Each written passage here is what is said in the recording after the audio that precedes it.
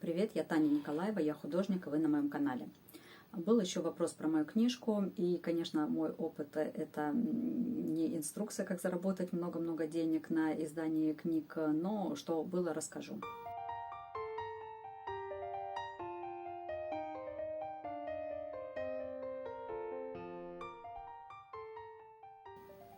Надо сразу сказать, что моя книжка – это книжка с картинками в первую очередь. Там есть текст, но его меньшая часть. Это иллюстрации, сделанные в рамках Инктобера 2019 года.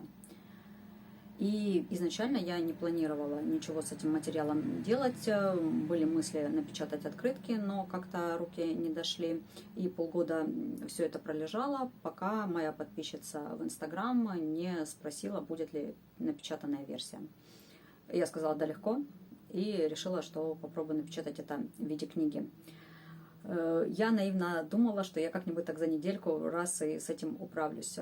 Но спойлер, от момента, как я начала работать непосредственно над самой книгой, до того момента, когда я получила на руки экземпляр, который меня устроил, прошло 3 месяца. Я отсканировала изображения, они были на тонкой бумаге, потому что я не планировала изначально что-либо с этим делать.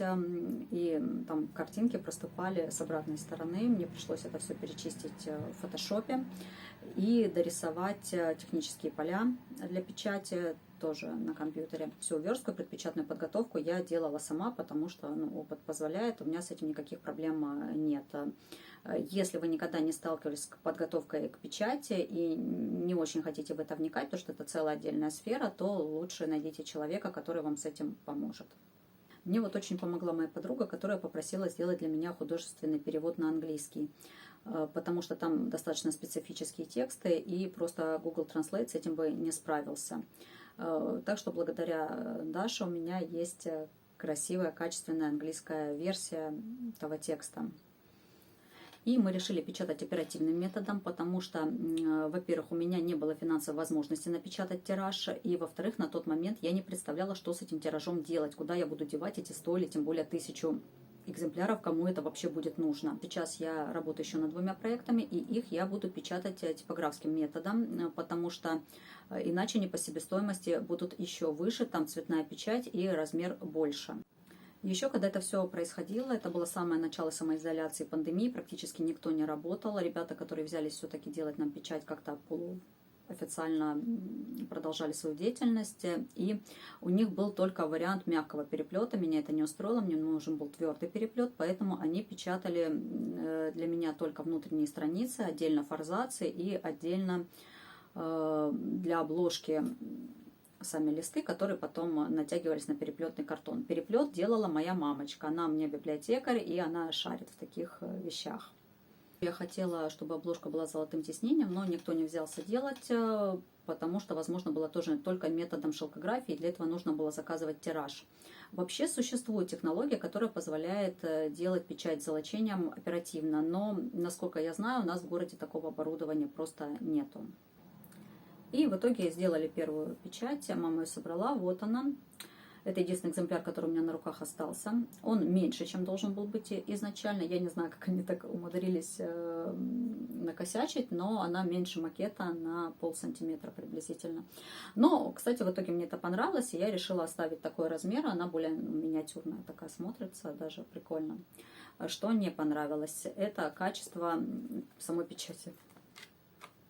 Заливки в черных местах. Скорее всего, на видео вы не увидите, но она паршивая. И учитывая, сколько она по стоимости выходит, мы подумали, что это будет неприемлемо. Мы обратились к тем же ребятам в типографию, можем ли мы что-то с этим сделать и как-то исправить. Нас переадресовали в другой филиал, где было оборудование, способное напечатать глубокий черный цвет. Тоже все это произошло не сразу. Они сделали много тестов. На каком-то этапе, видимо, поняли, что мы очень капризные и даже пытались отказаться с нами работать. Но в итоге сделали хороший, качественный результат, который всех устроил. И пока типография возилась с глубоким черным цветом, я решила, что я могу получить золотую иллюстрацию на обложке, если сама вырежу штамп и сама же его напечатаю. Я никогда до этого не связывалась раньше с линогравюрой, но периодически я бываю излишне самоуверена. И я решила, что все прокатит. Несмотря на то, что в моем городе 3 крупных художественных вуза и толпа художников, видимо, никто не занимается много, по крайней мере, много линогравюрой, и ничего для нее не привозят. Единственное, что мы смогли купить именно здесь, это сами штихели. И то они были тупые, как пробка. Ну, спустя какое-то время мучений, заказов, проб и ошибок, мы напечатали в итоге обложку сами. Это тоже получилось, наверное, не очень красиво, потому что я вынесла весь мозг типографии на тему того, что мне нужен идеальный черный цвет на обложке моей книги. А в итоге сказала, что нет, спасибо, печатать обложку мне не надо, потому что я сделаю ее сама. Итого сейчас существует 10 экземпляров, у меня их на руках нет, и будет еще 20. Всего 30, то есть ограниченный тираж. По себестоимости она вышла очень дорогая. Поскольку мы ориентируемся на западный рынок и продвигаем ее, продаем через Etsy и через Instagram, то мы можем поставить на нее высокую цену, которая все эти затраты окупает. Но сказать, что это большой прибыльный бизнес, я бы не сказала бы. И следующие книги я хочу сделать более доступными, чтобы себестоимость одного экземпляра была пониже.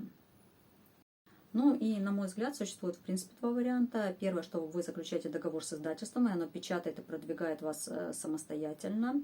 Теоретически это возможно, просто у меня такого опыта нет. И второй вариант, когда вы печатаете за свой счет и продвигаете себя сами через соцсети или, например, рекламу. Вот мой вариант, скорее всего, вот этот второй. Но я должна добавить, что для меня это, конечно, не бизнес-проект, а просто больше для души и самореализации. Может быть, у кого-то есть какой-то свой опыт, это было бы очень здорово, если бы вы поделились в комментариях. А так дерзайте, все обязательно получится, дорогу осилит идущий. Спасибо, что досмотрели. Всем пока!